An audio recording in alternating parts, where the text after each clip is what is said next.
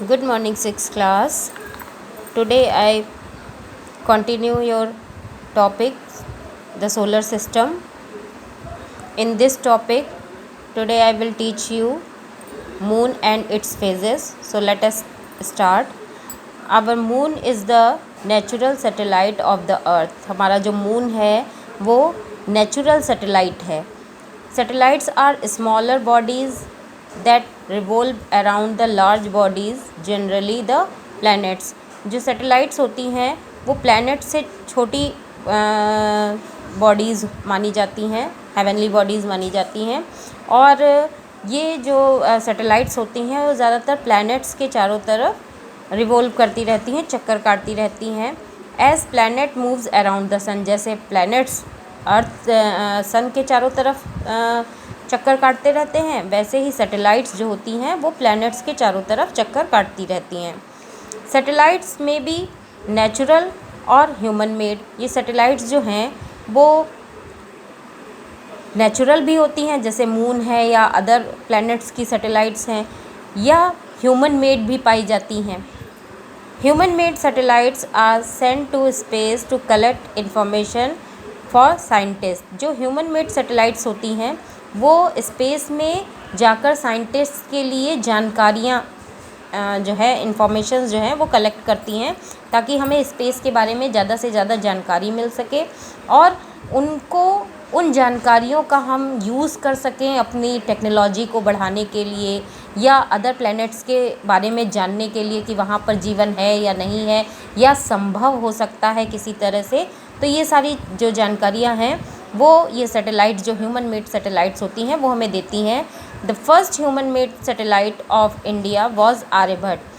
India ने जो सबसे पहली ह्यूमन मेड सैटेलाइट बनाई थी वो आर्यभट्ट थी।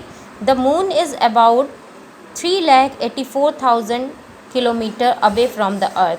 जो मून है हमारा वो हमारी अर्थ से 3,84,000 किलोमीटर दूर है। It completes one revolution around the earth in about 27.3 days. ये जो जैसे सन के चारों तरफ प्लैनेट्स चक्कर काटते रहते हैं, वैसे ही सैटेलाइट्स भी प्लैनेट्स के चारों तरफ चक्कर काटती हैं। तो इस हमारे मून को अर्थ के चारों तरफ चक्कर काटने में 27 डेज़ और 3 आवर्स लगते हैं। It takes almost the same time to complete a rotation on its axis. और इसी तरह से जैसे अर्थ अपनी एक्सिस पर घूमती है, वैसे ही मून भी अपनी एक्सिस पर घूमता है, और इतना ही टाइम उसे अपना एक रोटेशन को पूरा करने में लगता है। The moon has no light on its own. जैसे कि प्लैनेट्स की अपनी लाइट नहीं है, वैसे ही मून की भी अपनी लाइट नहीं है। It reflects the light of the sun. ये सन के रिफ्लेक्शन से चमकता है। Since the moon is much closer to us than the sun. जैसे कि सन हमसे दूर है, लेकिन सन काफ़ी बड़ा है, और उसी तरह से मून अर्थ के काफ़ी क्लोज़ में है।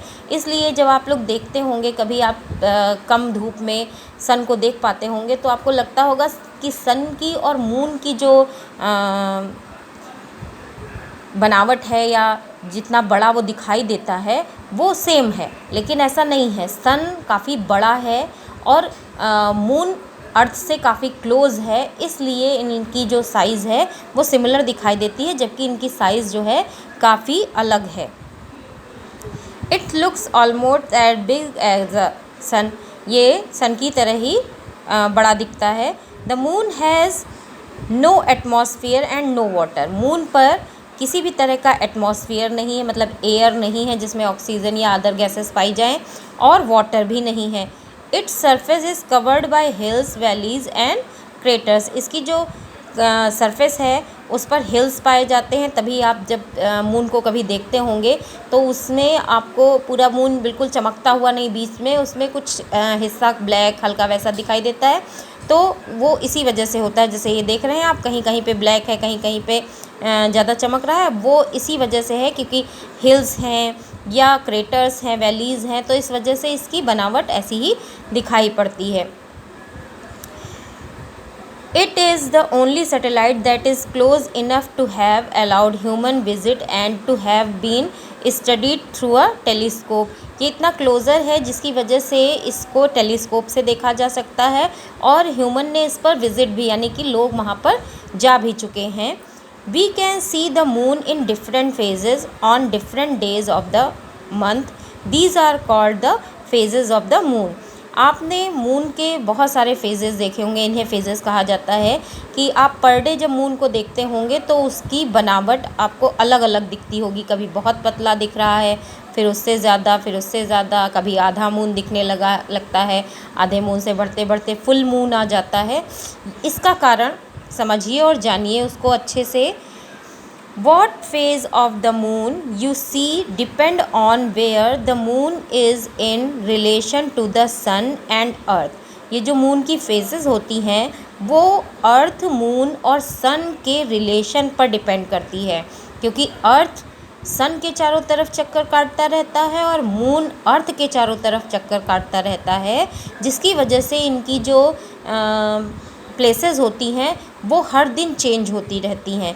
इन चेंजेस की वजह से when the moon comes between the sun and earth, the side that faces earth is darkness. This phase is called the new moon.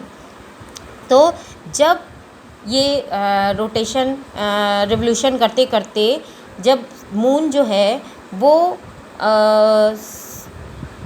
अर्थ और सन के बीच में आ जाता है तो उसका डार्कनेस वाला हिस्सा, मून का डार्कनेस वाला हिस्सा अर्थ की तरफ दिखाई पड़ता है और चमकता हुआ सन की तरफ दिखाई पड़ता है. तो हम सन की तरफ से थोड़ा ना देख रहे हैं, हम तो अर्थ की तरफ से देख रहे हैं.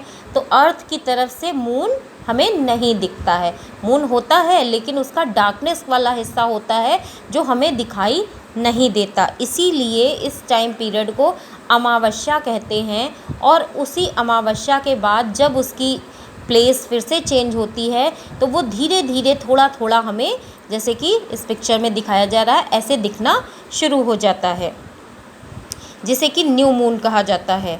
When the earth is between the moon and the sun and as source below, the entire lighted side of the moon is known visible in this phase, which is known as full moon और पूर्णिमा. और जब अर्थ जो है moon और सन के बीच में आती है तो चूँकि सन की रोशनी पूरी पड़ रही होती है मून पर, तो वो अर्थ की तरफ पूरा फुल मून चमकता हुआ नज़र आता है. इसी को हम पूर्णिमा बोलते हैं या फुल मून बोलते हैं. इस तरह से बेटा हमने आपको मून और उसके फेजेस के बारे में समझाया कि ये हमें अलग अलग कैसे दिखाई पड़ता है. जब वो बिल्कुल गायब होता है तो ऐसा नहीं होता है कि वो होता नहीं है, वो होता है, लेकिन उस पर सन की लाइट नहीं पड़ रही होती है, इसलिए वो हमें नज़र नहीं आता है. और फिर जैसे जैसे सन की लाइट उसके जिस जिस हिस्से पर पड़ती जाती है वो वैसे वैसे दिखाई देना शुरू हो जाता है और अलग अलग प्लेसेस पे अलग अलग मून की साइड पर सन की लाइट पड़ती है और वो पर डे ज़्यादा होता जाता है और एक दिन फुल मून हो जाता है और फिर धीरे धीरे कम होना शुरू हो जाता है. ये उसकी प्लेसेस की वजह से होता है और उस पर पड़ने वाली सन की लाइट की वजह से. Okay, I think you understand. Thank you.